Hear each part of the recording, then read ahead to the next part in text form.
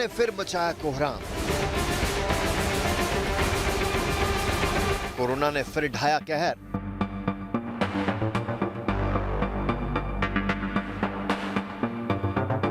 भयानक होता जा रहा है कोरोना।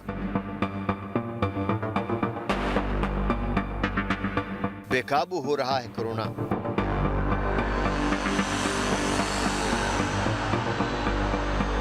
कोरोना की दूसरी लहर दिन ब दिन खतरनाक होती जा रही है। देश में शनिवार को 1,52,565 लोगों में कोरोना की पुष्टि हुई। महामारी की शुरुआत के बाद से पहली बार एक दिन में इतने ज्यादा संक्रमितों की पहचान हुई है। पिछले 24 घंटे में 90,328 लोग ठीक भी हुए और 838 लोगों की मौत हुई। मौत के मामले में इस साल दूसरी बार एक दिन में 800 या इससे ज्यादा लोगों ने जान गंवाई है। इससे पहले 8 अप्रैल को 802 लोगों की मौत हुई थी। उधर महाराष्ट्र के बाद अब दिल्ली में भी हालात बिगड़ते जा रहे हैं। इसके मद्देनजर मुख्यमंत्री अरविंद केजरीवाल ने कहा कि दिल्ली में पिछले 10-15 दिन में कोरोना बहुत तेजी से बढ़ा है। यहाँ कोरोना की ये चौथी वेव है। पिछले 24 घंटे में 10,732 केस आए हैं। स्थिति बहुत चिंताजनक है। हम लॉकडाउन नहीं लगाना चाहते, लेकिन शनिवार को सरकार ने मजबूरी में कुछ पाबंदियों के आदेश दिए हैं। इस वक्त का पीक नवंबर से भी खतरनाक है। उन्होंने कहा कि दिल्ली में कोरोना के 65% मरीज 35 साल से कम उम्र के हैं। फिर कोरोना रुकेगा कैसे? कोरोना का चक्कर तब टूटेगा जब वैक्सीनेशन होगा। केंद्र सरकार ने बहुत पाबंदियां लगा रखी है। मेरा केंद्र से निवेदन है कि वो पाबंदियां हटा दे। दिल्ली में बढ़ते कोरोना के मामलों के मद्देनजर नई पाबंदियों का ऐलान कर दिया गया है। ये 30 अप्रैल तक लागू रहेंगी। दिल्ली में अब अंतिम संस्कार में अधिकतम 20 और शादी समारोह में 50 लोग शामिल हो सकेंगे। रेस्टोरेंट और बार में भी अब सीटिंग कैपेसिटी 50% क्षमता के साथ होगी। मेट्रो में भी एक कोच में सीटिंग कैपेसिटी 50% होगी। बसों में भी एक समय में 50% क्षमता के साथ ही यात्री यात्रा कर सकेंगे। सिनेमा, थिएटर और मल्टीप्लेक्स भी 50% क्षमता के साथ चलेंगे। फ्लाइट के जरिए महाराष्ट्र से दिल्ली आने वाले सभी यात्रियों को यात्रा से करीब 72 घंटे तक पुरानी RT-PCR टेस्ट की नेगेटिव रिपोर्ट दिखानी होगी। साथ ही जो लोग महाराष्ट्र से बिना नेगेटिव टेस्ट रिपोर्ट के आएंगे उन्हें 14 दिन क्वारंटाइन किया जाएगा। राजनीतिक सामाजिक आयोजकों पर रोक। दिल्ली में सभी तरह के सामाजिक, राजनीतिक, खेल, मनोरंजन, अकादमी, सांस्कृतिक, धार्मिक और त्योहार संबंधी जमावड़ों पर रोक लगा दी गई है। सभी स्विमिंग पूल बंद कर दिए गए हैं। इस दौरान सिर्फ वही स्विमिंग पूल खुले रहेंगे जहां खिलाड़ी राष्ट्रीय और अंतर्राष्ट्रीय मुकाबलों के लिए ट्रेनिंग ले रहे हैं। स्टेडियम में स्पोर्ट्स इवेंट आयोजित करने की इजाजत होगी, लेकिन दर्शक नहीं जा सकेंगे। पूरी कोशिश कर रहे हैं और पूरा इंतजाम किया है कि जब कोई अस्पताल में जाए, उसे अस्पताल की ज़रूरत पड़े, इलाज की ज़रूरत पड़े, तो उसे दिल्ली के लोगों को बेस्ट से बेस्ट इलाज मिलना चाहिए। किसी तरह की बेड की कमी नहीं होनी चाहिए, ऑक्सीजन की कमी नहीं होनी चाहिए, वेंटिलेटर की कमी नहीं होनी चाहिए। उसका सारा इंतज़ाम हम लोग कर रहे हैं। नवंबर के महीने में हम एक पीक देख चुके हैं। नवंबर के महीने में जो पीक आई थी वो 8,500 केसेस की थी। आज हम ऑलरेडी 10,700 केसेस क्रॉस कर चुके हैं। तो ये नवंबर से भी ज़्यादा खतरनाक इस वक्त की पीक है। लिए कि लॉकडाउन के पक्ष में मैं नहीं हूँ। मुझे लगता है कि लॉकडाउन कोरोना से जूझने का समाधान नहीं है। लॉकडाउन किसी भी सरकार को तब लगाना चाहिए जब उसकी अस्पतालों की व्यवस्था कोलैप्स कर जाए और उसको ज़रूरत हो कि लॉकडाउन से कोरोना की गति धीमी हो जाती है। अभी अस्पताल की व्यवस्था हमारे कंट्रोल में है। आपका सहयोग चाहिए। अगर आपका सहयोग मिलता रहा और अस्पताल की व्यवस्था काबू में रही, हमें दिल्ली में लॉकडाउन लगाने की ज़रूरत नहीं पड़ेगी। वहीं बात करें देश के, तो देश में अब तक 1,33,55,000 से ज्यादा लोग संक्रमण की चपेट में आ चुके हैं। इनमें 1,20,78,000 लोग ठीक हो चुके हैं। 1,69,305 मरीजों की मौत हो गई है। अब तक 10 करोड़ से ज्यादा लोगों को वैक्सीन लगाई जा चुकी है। देश में एक्टिव केस यानी कोरोना का इलाज करा रहे मरीजों का आंकड़ा भी लगातार बढ़ता जा रहा है। बीते दिन इसमें 61,329 की बढ़ोतरी रिकॉर्ड हुई और एक्टिव केस का आंकड़ा 11,02,370 तक पहुंच गया। महाराष्ट्र की अगर बात करें तो यहाँ शनिवार को 55,411 नए मरीज मिले, 53,005 मरीज ठीक हुए और 309 की मौत हो गई। राज्य में अब तक 33.43 लाख लोग इस महामारी की चपेट में आ चुके हैं। इनमें से 27.48 लाख लोग ठीक हुए हैं, जबकि 57,638 लोगों की मौत हुई है। यहाँ फिलहाल करीब 36,000 लोगों का इलाज चल रहा है। वहीं अगर बात करें छत्तीसगढ़ की, तो राज्य में शनिवार को 14,098 लोग संक्रमित पाए गए, 4,983 लोग रिकवर हुए और 81 की मौत हो गई। अब तक राज्य में 4.32 लाख लोग संक्रमण की चपेट में आ चुके हैं। इनमें से 3,42,000 लोग ठीक हो चुके हैं, जबकि 4,735 मरीजों की मौत हो गई। 85,902 मरीजों का इलाज चल रहा है। संक्रमण की तुलना में ये एक्टिव रेट देश में सबसे ज्यादा है। अभी 18.4% एक्टिव मरीजों का यहाँ इलाज चल रहा है। बात की जाए उत्तर प्रदेश की, तो शनिवार को यहां 12,748 लोगों की कोरोना रिपोर्ट पॉजिटिव आई, 2207 लोग रिकवर हुए और 46 की मौत हो गई। अब तक यहां 6.76 लाख लोग संक्रमित पाए जा चुके हैं। इनमें से 6.08 लोग ठीक हो चुके हैं, जबकि 9,085 मरीजों की मौत हुई है। 58,801 मरीज ऐसे हैं जिनका इलाज चल रहा है। गुजरात की बात करें तो राज्य में शनिवार को 5,011 लोग कोरोना संक्रमित मिले, 2,525 लोग रिकवर हुए और 49 लोगों की मौत हो गई। अब तक यहां 3,42,000 लोग संक्रमण की चपेट में आ चुके हैं। इनमें 3,12,000 लोग ठीक हो चुके हैं, जबकि 4,746 मरीजों की मौत हो गई। 25,129 मरीज ऐसे हैं जिनका इलाज चल रहा है। वहीं मध्य प्रदेश में भी कोरोना से बुरा हाल है। राज्य में शनिवार को 4,986 लोग कोरोना संक्रमित पाए गए, 2,741 लोग रिकवर हुए और 24 की मौत हो गई।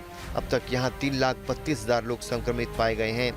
इनमें से 2,95,000 लोग ठीक हुए हैं, 4,160 मरीजों की जान चली गई, 32,707 मरीजों का इलाज चल रहा है।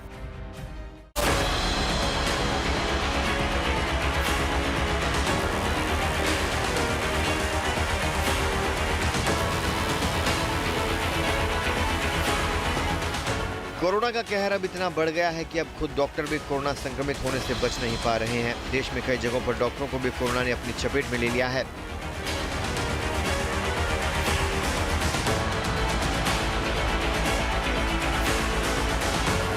मध्य प्रदेश की राजधानी भोपाल स्थित एम्स में शनिवार को 53 लोग कोरोना संक्रमित पाए गए। इनमें 2 डॉक्टर, 38 मेडिकल स्टूडेंट्स और 13 हेल्थ केयर वर्कर्स शामिल हैं।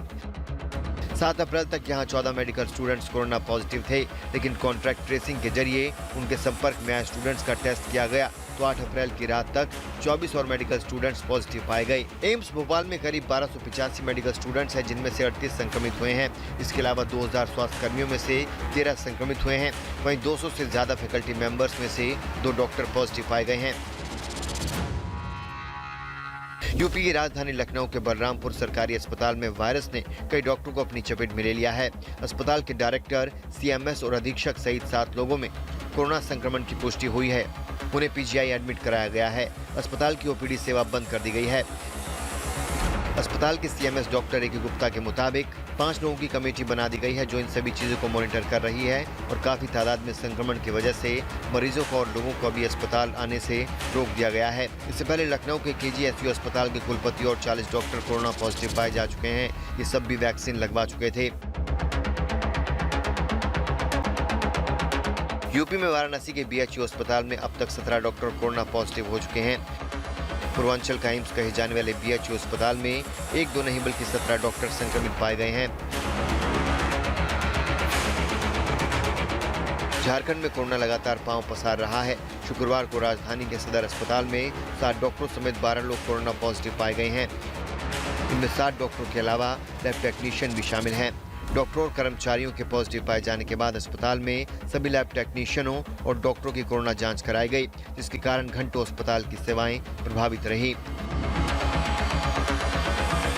इसके पहले दिल्ली स्थित देश के सबसे बड़े मेडिकल संस्थान एम्स में 22 और सर गंगाराम अस्पताल में 37 डॉक्टर कोरोना संक्रमित हो चुके हैं। संस्थान में 1 अप्रैल से लेकर अब तक 22 डॉक्टर कोरोना संक्रमित हो चुके हैं। 9 अप्रैल को एम्स की जनरल ओटी सेवाओं को बंद कर दिया गया। इससे एक दिन पहले एम्स की ओपीडी सेवाएं बंद कर दी गई थी। एम्स की ओर से बताया गया कि संक्रमित डॉक्टरों में से 25% डॉक्टर कोरोना वैक्सीन की दोनों डोज ले चुके हैं। वहीं सर गंगाराम अस्पताल में 37 डॉक्टर कोरोना से संक्रमित हो गए तो अस्पताल ने बताया था कि इन सभी डॉक्टरों ने वैक्सीन की दोनों डोज ले ली थी।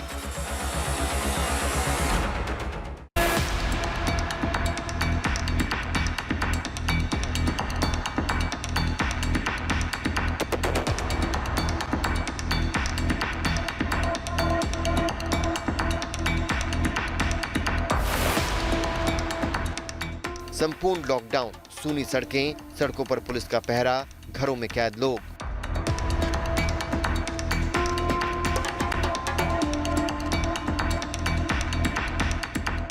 क्या एक बार फिर वैसा ही सन्नाटा पसरने वाला है जैसा 1 साल पहले कोरोना की पहली लहर में था? ये सवाल बेहिचक लॉजिक की तराजू में तोलिए, क्योंकि कोरोना की दूसरी लहर इस बार दोगुनी रफ्तार से कहर बनकर टूटी है। कोरोना की बेकाबू रफ्तार फिर डराने लगी है और इस त्रासदी से जूझते देश के शहरों पर नाइट कर्फ्यू और लॉकडाउन का फंदा कसता जा रहा है। मध्य प्रदेश सरकार का अनुमान है कि अगर कोरोना संक्रमित मरीजों की संख्या ऐसे ही बढ़ती रही तो महीने के अंत तक सूबे में 1 लाख से ज्यादा एक्टिव मरीज हो सकते हैं, यानी खतरे की उल्टी घंटी बज गई है। इस महीने के अंत तक एक्टिव केस बढ़ने की संभावना लगभग 1 लाख के आसपास है। हम बीच में रोकने की कोशिश करेंगे उसको। इसलिए कुछ जगह लॉकडाउन और बाकी प्रक्रियाएं प्रारंभ की है। देश में सबसे ज्यादा कोरोना से प्रभावित महाराष्ट्र में भी पाबंदियां लगाई गई हैं। महाराष्ट्र में 12 अप्रैल की सुबह तक मिनी लॉकडाउन लगा है। नाम मिनी है, लेकिन संपूर्ण लॉकडाउन से किसी मामले में सख्ती से कम नहीं है।